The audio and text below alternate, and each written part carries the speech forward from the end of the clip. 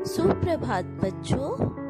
आज हम पढ़ेंगे समास के भेद, जिसमें से समास के 6 भेद में से मैंने आपको 2 भेदों के बारे में पिछली कक्षा में पढ़ा दिया था। आज हम जानेंगे कर्मधारय समास, द्विगु, द्वंद्व एवं बहुब्रीहि समास के बारे में। तो आइए जानें। कर्मधारय समास वह समास जिसका पहला पद विशेषण तथा दूसरा पद विशेष्य होता है, अथवा एक पद उपमान एवं दूसरा उपमेय होता है, उसे कर्मधारय समास कहते हैं। विशेषण तो आप लोग जानते ही होंगे, विशेषण को ही उपमान कहा जाता है एवं विशेष्य को उपमेय। इसमें आप कोई भी किसी भी संज्ञा सर्वनाम की जो शब्द विशेषता बताता है, जैसे राम मोटा है तो मोटा विशेषण हो गया, राम विशेष्य हो गया। तो इसी प्रकार उदाहरण समझें। कर्मधारय समास का विग्रह करने पर दोनों पदों के बीच में है जो या के समान आते हैं। यदि आप कर्मधारय शब्द समस्त शब्द का अगर आप विग्रह करोगे तो उसमें आपको है जो या के समान मिलेगा। जैसे महादेव, महान है जो देव, महान विशेषण है, उसका पहला पद विशेषण होगा उस शब्द का और दूसरा विशेष्य, तो महान है जो देव। दुरात्मा, बुरी है जो आत्मा, बुरी विशेषण आत्मा, आत्मा की विशेषता बता रहा है।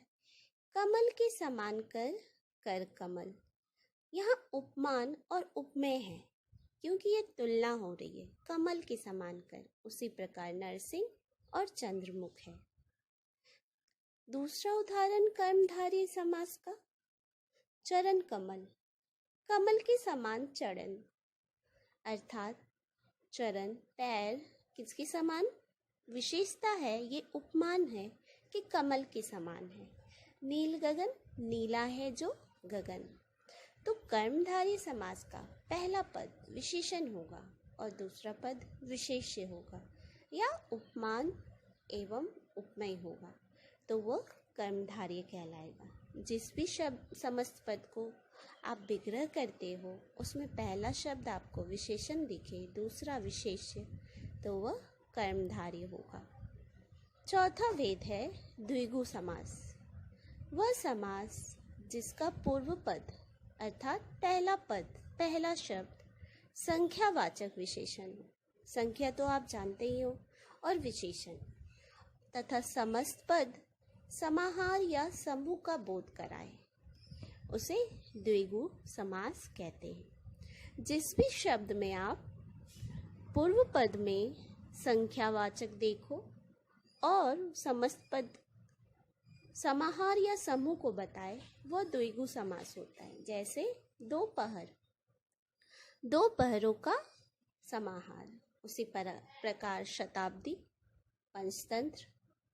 द्विगु समास के दूसरे उदाहरण, शताब्दी 100 साल का समूह, शताब्दी शत मतलब 100 होता है, शताब्दी 100 सालों का समूह। पंच 5 तंत्र, जिसमें 5 तंत्रों का समूह हो। सप्ताह 7 दिनों का समूह।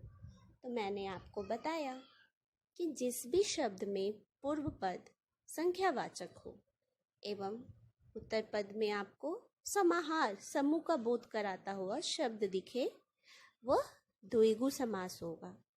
तो ये बहुत ही आसान है इसको पहचानने का तरीका।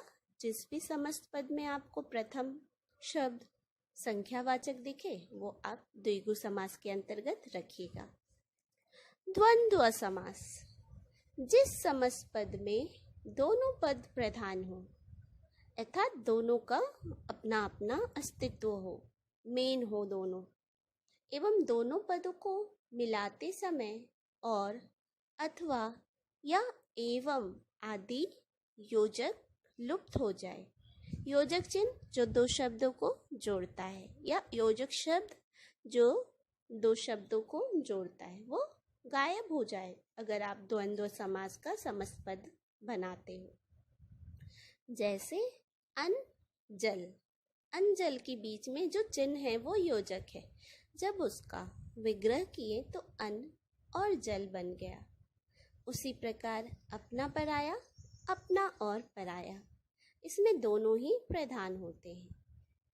जैसे राजा और रंग। तो हम समझ गए हैं कि जिस भी शब्द के बीच में योजक चिन्ह आपको दिखे वो द्वंद्व समास होगा। जैसे माता पिता, दिन रात, धीरे धीरे, इस प्रकार के शब्द में दोनों शब्द की प्रधानता होती है और यदि आप इसका विग्रह करोगे तो वो योजक शब्द बीच में आएगा।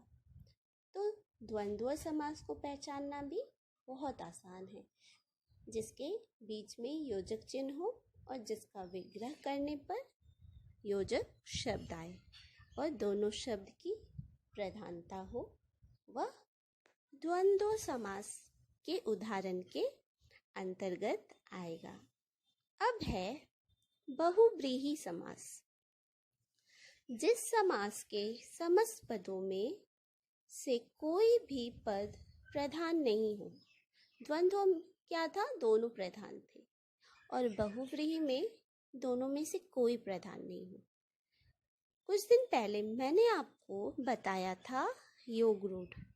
तो बहुव्रीहि योग रूढ़ के समान है, जो दो शब्दों का मेल तो है परंतु उससे अलग अर्थ देता है, विशेष अर्थ देता है।